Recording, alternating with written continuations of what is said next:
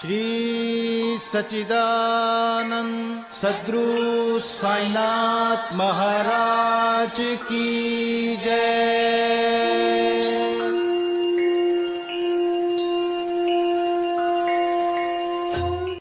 आदरणीय साईं भक्तों, आप सभी को हृदय की गहराइयों से सादर प्रणाम। साईं ज्ञान गंगा के सभी एपिसोड्स को पसंद करने के लिए आपका दिल से आभार। आशा करते हैं कि साईं ज्ञान गंगा का ये नया वीडियो भी आपको अवश्य पसंद आएगा।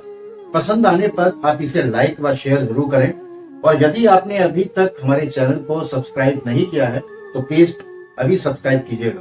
तो आइए शुभारंभ करते हैं साईं ज्ञान गंगा के 16वें एपिसोड में श्री साईं सच्चरित्र के अध्याय 16 व 17 के भाग 1 का।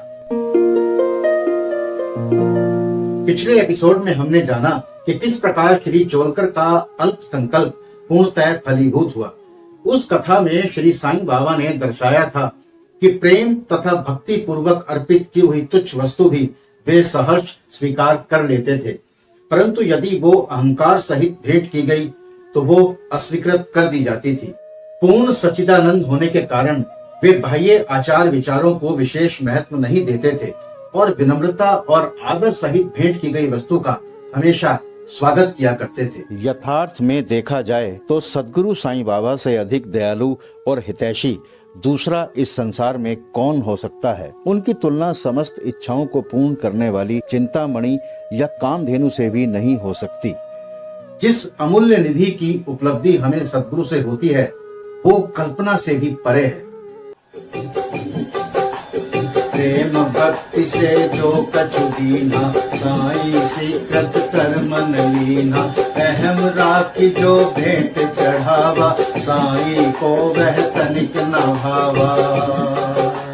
साईं सच्चिदानंद रहाय, बाह्य आचार विचार न भाए। जो विनम्र सादर कछु दे, साईं स्वागत करि वह ले। देव ध्यान सब और लखाओ, साईं सो दयालु नहीं पाओ। काम धेनु चिंतामणि भाई, करहि पूर्ण इच्छा मन लाई। कबहु धेनु सतगुरु समुनारी, चिंतामणि क्या पासंग पाई। जो अमूल्य निधि गुरु से पावा, सब कल्पना करे रही जावा। सद्गुरु की उपमा नहीं, चिंतामणि क्या लाय। कामधेनु नहीं दे सके, जो साईं से पाए। सब इच्छा को त्याग कर, साईं शरण गहा।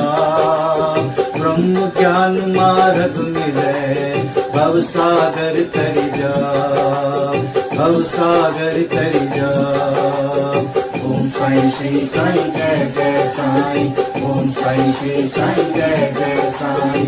ओम साईं श्री साईं जय जय साईं। ओम साईं श्री साईं जय जय साईं। ओम साईं श्री साईं जय जय साईं। ओम साईं श्री साईं जय जय साईं।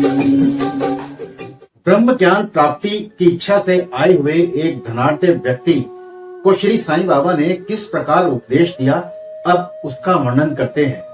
एक धनी व्यक्ति अपने जीवन में सब प्रकार से संपन्न था। उसके पास अतुल संपत्ति, घोड़े, भूमि और अनेक दास व दासियां थे।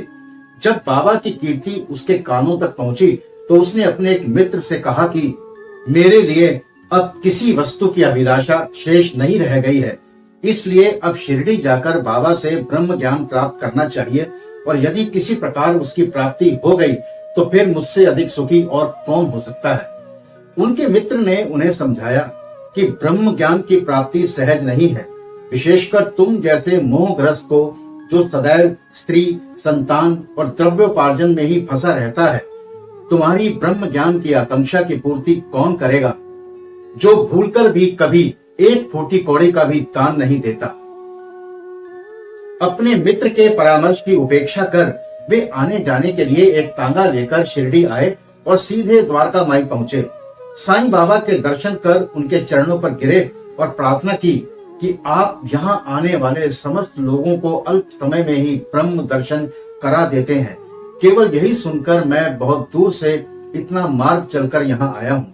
मैं इस यात्रा से अधिक थक गया हूँ। यदि कहीं मुझे ब्रह्म ज्ञान की प्राप्ति हो जाए तो मैं ये कष्ट उठाना अधिक सफल और सार्थक समझूंगा। बाबा बोले, मेरे प्रिय मित्र, इतने अधीर ना हो। मैं तुम्हें शीघ्र ही ब्रह्म का दर्शन करा दूंगा। मेरे सब व्यवहार तो नगद ही हैं और मैं उधार कभी नहीं करता। इसी कारण अनेक लोग धन, स्वास्थ्य, शक्ति, मान, पद, आरोग्य तथा अन्य पदार्थों की इच्छा पूर्ति के हेतु मेरे पास आते हैं। ऐसा तो कोई विरला ही आता है जो ब्रह्म ज्ञान का पिपासु हो।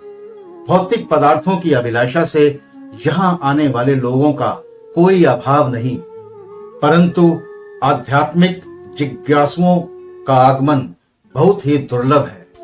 मैं सोचता हूँ कि ये क्षण मेरे लिए बहुत ही धन्य तथा शुभ है, जब आप सरीखे महानुभाव यहाँ पधार कर मुझे ब्रह्म ज्ञान देने के लिए जोर दे रहे हैं।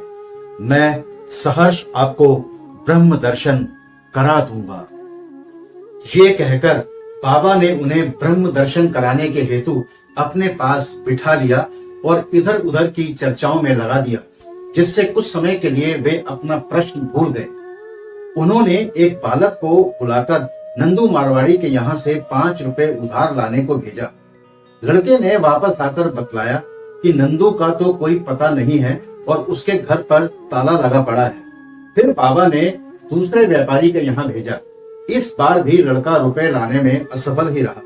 इस प्रयोग को 2-3 बार दोहराने पर भी उसका परिणाम पूर्ववत ही निकला। मूल ही मूल प्रश्न जो लावा, ध्यान न ही ब्रह्म कस पावा। बाबा बाल लुलाए कहावा, 5 रुपए नंदू से लावा।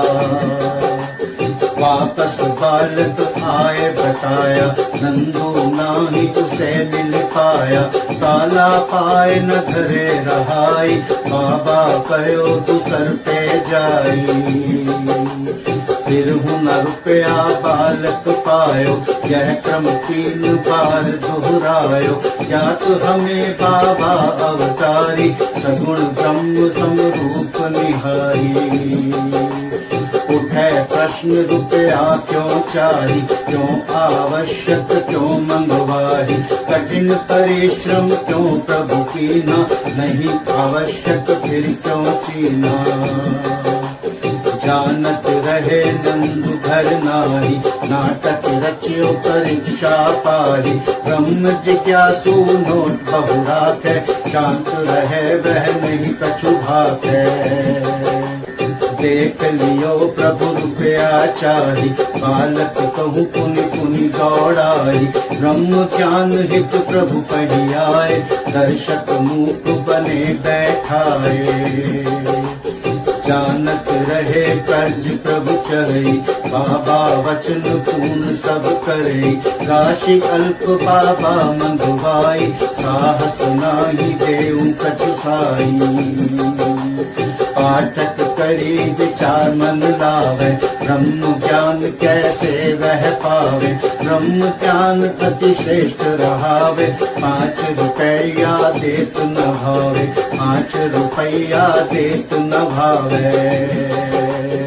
ओम साई श्री साई जय जय साई। ओम साई श्री साई जय जय साई। ओम साई श्री साई जय जय साई। ओम साई श्री साई जय जय साई। ओम साई श्री साई जय जय साई। ओम साई श्री साई जय जय साई। हमें ज्ञात ही है कि बाबा स्वयं सगुण ब्रह्म के अवतार थे। यहाँ प्रश्न हो सकता है कि इस 5 रुपए सरीखी तुच्छ राशि की यथार्थ में उन्हें आवश्यकता ही क्या थी। उन्हें तो इसकी बिल्कुल आवश्यकता नहीं थी। वे तो पूर्ण रीति से जानते होंगे कि नंदू घर पर नहीं है। ये नाटक तो उन्होंने केवल अन्वेषक के परीक्षार्थ ही रचा था। ब्रह्म जिज्ञासु महाशय जी के पास नोटों की गड्डियां थी, और यदि वे सचमुच ही ब्रह्म ज्ञान के आकांक्षी होते तो इतने समय तक शांत ना बैठते। जब बाबा व्यग्रता पूर्वक 5 रुपए उधार लाने के लिए बालक को यहाँ वहां दौड़ा रहे थे तो वे दर्शक बने ही ना बैठे रहते। वे जानते थे कि बाबा अपने वचन पूर्ण कर ऋण अवश्य चुकाएंगे। यद्यपि बाबा द्वारा इच्छित राशि बहुत ही अल्प थी, फिर भी वो स्वयं संकल्प करने में असमर्थ ही रहा और 5 रुपए उधार देने तक का साहस न कर सका। ऐसा व्यक्ति बाबा से ब्रह्म ज्ञान, जो विश्व की अति श्रेष्ठ वस्तु है, उसकी प्राप्ति के लिए आया है। यदि बाबा से सचमुच प्रेम करने वाला अन्य कोई व्यक्ति होता तो वे केवल दर्शक न बनकर तुरंत ही 5 रुपए दे देता, परंतु इन महाशय की दशा तो बिल्कुल विपरीत थी। उन्होंने न रुपए दिए और न शांत ही बैठे, वरन वापस जल्द लौटने की तैयारी करने लगे और अधीर होकर बाबा से बोले, अरे बाबा, कृपया मुझे शीघ्र ब्रह्म ज्ञान दो। बाबा ने उत्तर दिया, मेरे प्यारे मित्र, क्या इस नाटक से तुम्हारी समझ में कुछ नहीं आया? मैं तुम्हें ब्रह्म दर्शन कराने का ही तो प्रयत्न कर रहा था। संक्षेप में तात्पर्य ये है कि ब्रह्म का दर्शन करने के लिए 5 वस्तुओं का त्याग करना पड़ता है। 5 प्राण, 5 इंद्रियां, मन, बुद्धि तथा अहंकार। ये हुआ ब्रह्म ज्ञान। आत्मानुभूति का मार्ग भी उसी प्रकार है जिस प्रकार तलवार की धार पर चलना। साई उत्तर दे पुकारी, मित्र न आयो समझ तुम्हारी। करी नाटक में ज्ञान करावा, ब्रह्म ज्ञान मार्ग दिखलावा। कही संक्षेप ब्रह्म जो चाही, त्यागहु वस्तु जो 5 कहाई। 5 प्राण मन बुद्धि न चाही, अहम इंद्रियां 5 न साही। ब्रह्म ज्ञान बस यही कहावा, यह तलवार धार सम पावा। चली जो सके धार मन ध्यावे, आत्मानुभूति मार्ग वह पावे। 5 प्राण बुद्धि अहम मन इंद्रिय जो 5, त्यागहु हो अनन्य तुम, मिलहि प्रभु जग साई। ब्रह्म ज्ञान पर जब दियो, साई एक बखान। उद्धत है सारांश वह, अर्थ करो नित ध्यान, अर्थ करो नित ध्यान। ओम साई श्री साई जय जय साई। ओम साई श्री साई जय जय साई। ओम साई श्री साई जय जय साई। ओम साई श्री साई जय जय साई। ओम साई श्री साई जय जय साई। ओम साई श्री साई जय जय साई।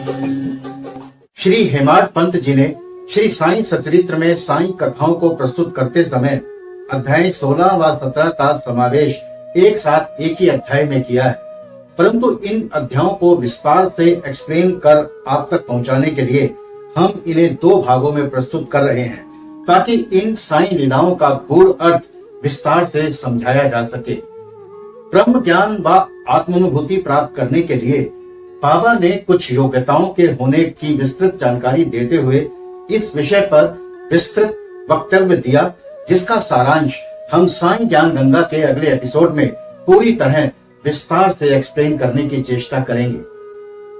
श्री साई सचरित्र के अध्याय 16 व 17 का पहला भाग यहाँ संपन्न होता है। इसका दूसरा भाग हम प्रस्तुत करेंगे साई ज्ञान गंगा के एपिसोड नंबर 17 में। अगर आपको ये वीडियो पसंद आया तो आप इसे लाइक व शेयर जरूर कीजिएगा, और यदि आपने अभी तक चैनल को सब्सक्राइब नहीं किया है तो प्लीज अभी इसे सब्सक्राइब कीजिएगा और बेल आइकन को प्रेस करना भी नहीं भूलिएगा। तो मिलते हैं आपसे साई ज्ञान गंगा के अगले एपिसोड में। तब तक मस्त रहिए, स्वस्थ रहिए, साई नाम जपते रहिए। बाबा सबका भला करेंगे। ओम श्री साईनाथाय नमः। अनंत कोटि ब्रह्मांड नायक राजाधिराज योगी राज परे ब्रह्म श्री सच्चिदानंद सद्गुरु साईनाथ महाराज की जय।